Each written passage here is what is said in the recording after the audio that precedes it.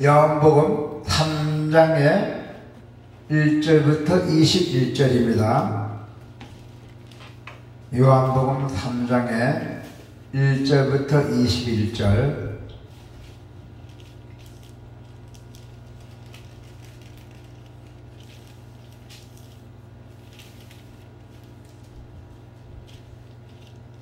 자, 3장의 1절부터 21절.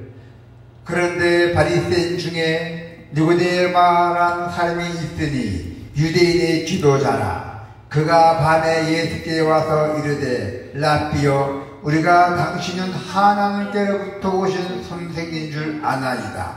하나님이 함께 하시지 아니하시면 당신이 행하시는 이 표적을 아무도 할 수 없음이니이다.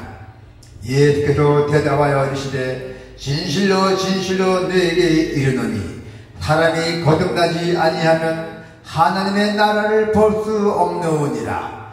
니고데모가 이르되 사람이 늙으면 어떻게 날 수 있사옵나이까? 두 번째 모태에 들어갔다가 날 수 있사옵니까? 예수께서 대답하시되 진실로 진실로 너에게 이르노니 사람이 물과 성령으로 나지 아니하면 하나님의 나라에 들어갈 수는 없느니라.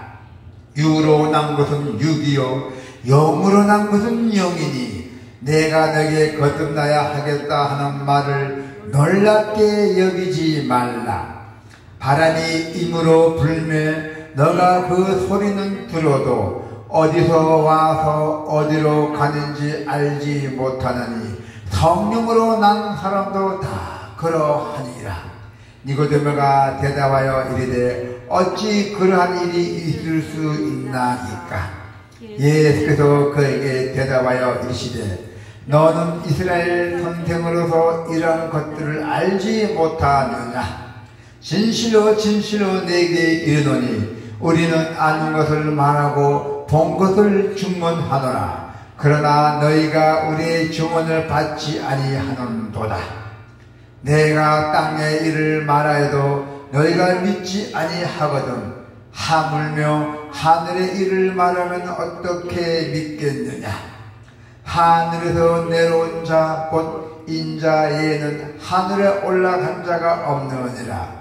모세가 강에서 뱀을 든 것 같이 인자도 들려야 하리니 이는 그를 믿는 자마다 영생을 얻게 하려 하심이니라. 하나님이 세상을 이처럼 사랑하사 독생자를 주셨으니 이는 그를 믿는 자마다 멸망하지 않고 영생을 얻게 하려 하심이라.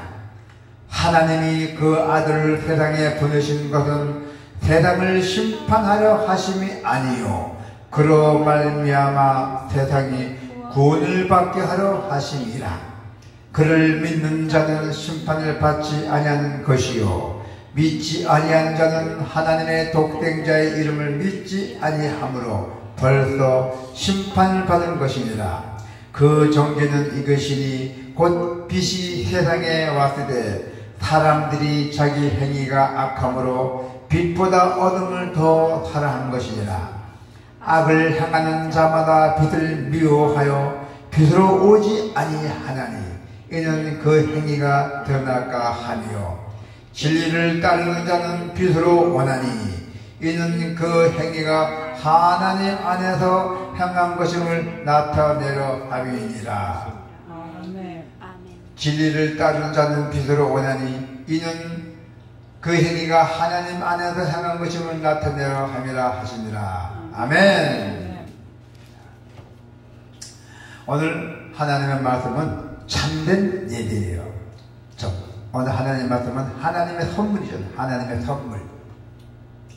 니고데모는 하나님의 실존과 인생의 참된 의미에 대해서 한평생 풀리지 않는 의문을 갖고 있었습니다. 그래서 어떻게 됐어요? 오늘 보니까 3절에 보니까 우리 인간들은 거듭나야 한다고 말씀하고 있어요. 3절에 보니까 자 3절 한번 볼까요? 예수께서 대답하여 이르시되 진실로 진실로 내게 이르노니 사람이 거듭나지 아니하면 하나님의 나라를 볼 수 없느니라 하잖아요.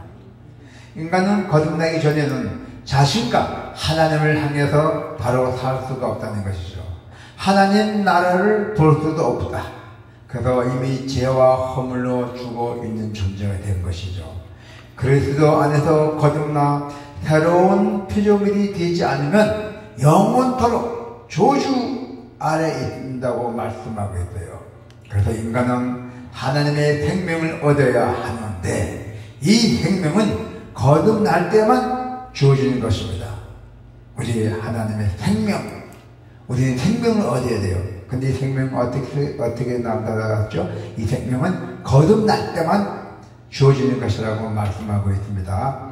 그리고 뭡니까? 물과 성령으로 거듭나야 한다고 말씀하고 있어요. 예수께서 대답하시되 진실로 진실로 내게 이르노니 사람의 물과 성령으로 나지 아니하면 하나님의 나라에 들어갈 수 없느니라. 아멘. 자, 물과 성령으로 거듭나야 된대요. 여기서 물은 하나님의 말씀을 상징합니다. 이것은 하나님께서 인간을 거듭나게 하실 때 언제나 사용하신 도구였어요. 그래서 다윗에 보면은 다윗은 주의 말씀이 나를 살려셨기 때문에 라고 고백했던 적이 있어요.